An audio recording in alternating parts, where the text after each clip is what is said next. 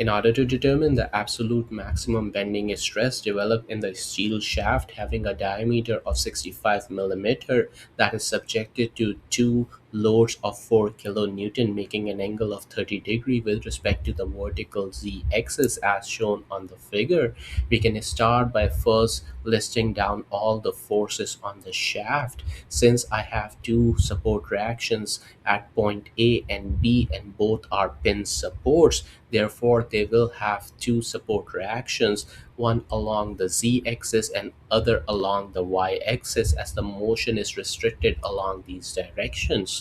Next, we can go ahead and resolve our 4 kilonewton force by taking the cos 30 function and sine 30 function that will project our 4 kilonewton along the vertical z-axis having a value of 3.463 kilonewtons, as well as taking the sine 30 function will project it along the y-axis having a value of 2 kilonewton.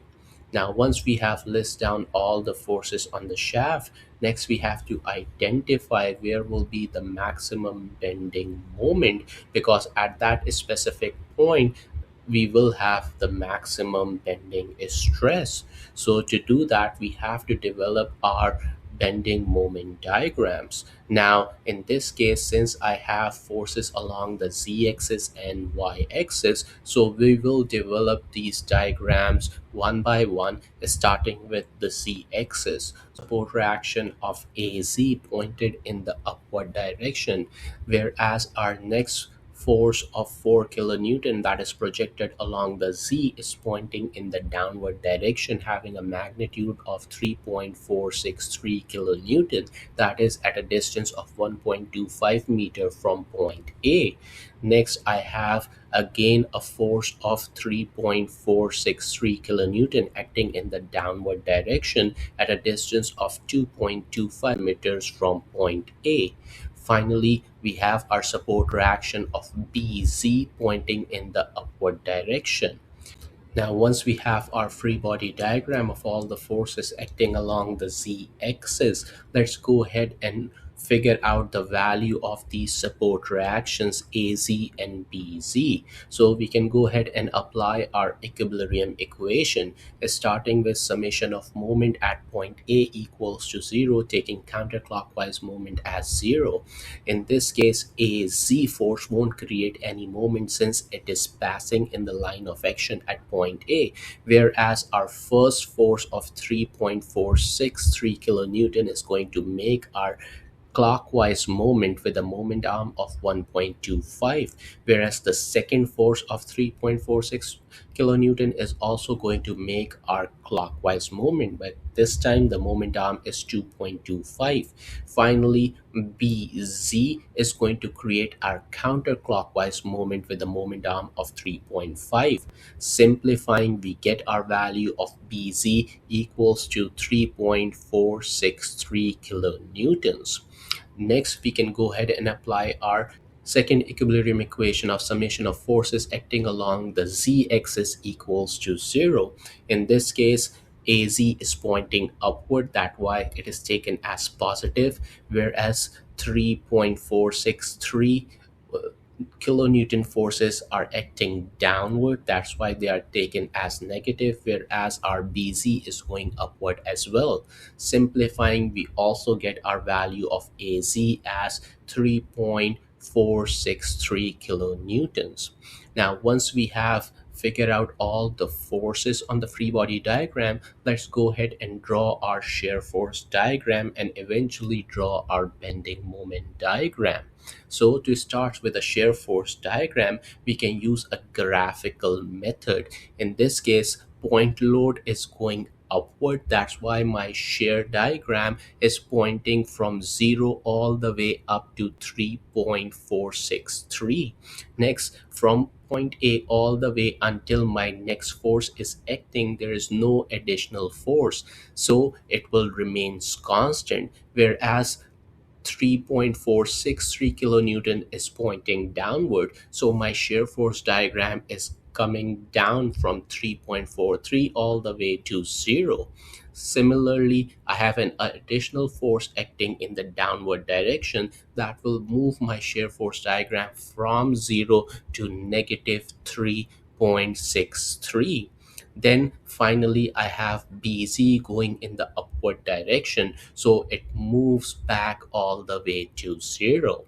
Now, once we have the shear force diagram, we can go ahead and develop our bending moment diagram from the shear force diagram. Since taking the area under the shear force diagram, we can figure out the amount of moment that is being created. So starting from the first rectangular area, that is 3.463 times 1.25, that value is equals to 4.33. Therefore, my moment will start from 0 and climb all the way up to 4.33. Next, we have to figure out the profile, how the bending moment changes from 0 to 4.33. To do that, we have to look at our shear force diagram in that specific zone. Since the value of shear force is constant, therefore integrating a constant number, we will have a slope that will be linear in this case. So our moment diagram will climb linearly from point O all the way to 4.33. Next, we look at our shear force diagram in the section at a distance of 1.25 meter all the way to 2.25 meter. In this case, the value of shear force is equals to 0. This means that no additional area is present, so no additional value will be added in the bending moment diagram, and it will remain horizontal. Next, I have a section of my shear force diagram that is negative, so the area needs to be subtracted. Here the value of area is negative 4.33, so our bending moment diagram will climb down from 4.33 all the way to 0 linearly. Now, this is just the moment acting along the z-axis. Next, we have to figure out the bending moment acting along the y-axis as well. So we will repeat the same process and develop our free body diagram. But in this case, we are going to select all the forces acting along the y-axis, starting with AY, that is pointing in the upward direction, since we are considering y-axis pointing in the upward direction this time. Next, I have a 2 kilonewton that is coming downward at a distance of 1.25 meters from point A. After that, I have 2 kilonewton force, but this time it is going in the upward direction. And finally, I have a value of By pointing downward. Now, once we have developed our free body diagram, next step is to apply the equilibrium equations and solve for the unknowns here. So applying the summation of moment at point A equals to 0, taking counterclockwise moment as positive, the force AY won't create any moment as it is passing through point A, whereas our first 2 kilonewton is going to create our clockwise moment with a moment arm of 1.2, whereas the second 2 kilonewton is going to create our counterclockwise moment having a moment arm of 2.25. Finally, the By force is also creating our clockwise moment with a moment arm of 3.5. Simplifying, we get our value of By as 0.571 kilonewton. Next, we can apply the summation of forces acting along the y-axis equals to 0 and add all these vertical forces. Since AY is pointing upward, that's why it is positive. One of the 2 kilonewtons is going downward, whereas the next one is going upward. And finally, our By of 0.571 is going in the downward direction. Simplifying, we get a value of AY also equals to 0.571 kilonewton. Now, once we have all the forces, let's go ahead and develop our shear force and bending moment diagram. So to start, our force AY is pointing in the upward direction, so my shear force diagram will climb up from 0 all the way up to 0.571 kilonewton. Next, it will remain constant until the next force of 2 kilonewton is acting downward, so it is going to push our 0.571 all the way down to negative 1.429. That is basically subtracting 2 from 0.571 kilonewton. Next, I have 2 kilonewton going in the upward direction. That will push it up all the way to 0.571. And finally, we have a by that is pointing downward. That will push it again to 0.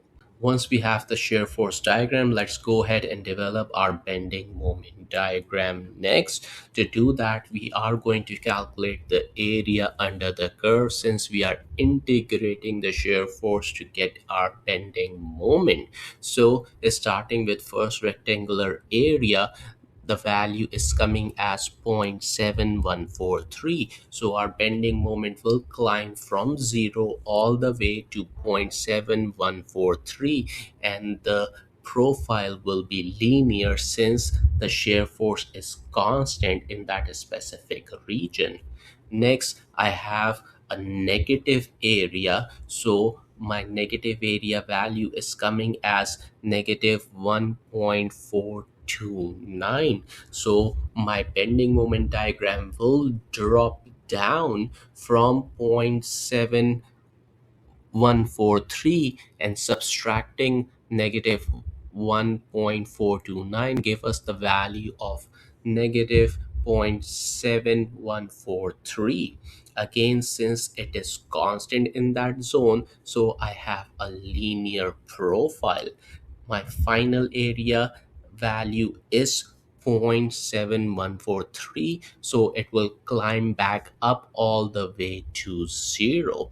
And this is our bending moment acting along the y-axis. Now for the resultant value, let's identify the point where the maximum moment is acting on both axes. So you can see at a distance of 1.25 meter, both the value of mc and my are the greatest. So we can calculate our resultant moment by applying the magnitude formula of square root my square plus mc square at that specific point. Simplifying, we get the maximum bending moment equals to 4.389 kilonewton meter.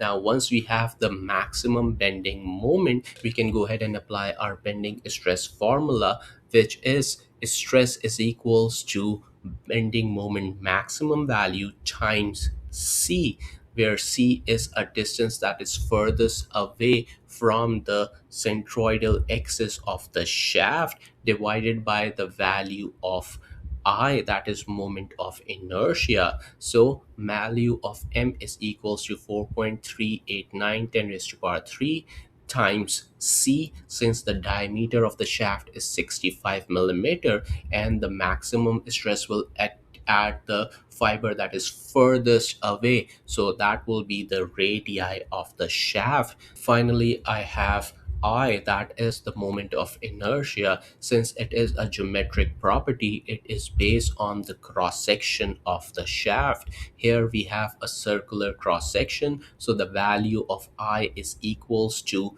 pi over 4 radius raised to power 4. Simplifying and plugging in the value of I in the above equation, we get our value of stress equals to 163 megapascal. That's the maximum bending stress that will be developed in the shaft.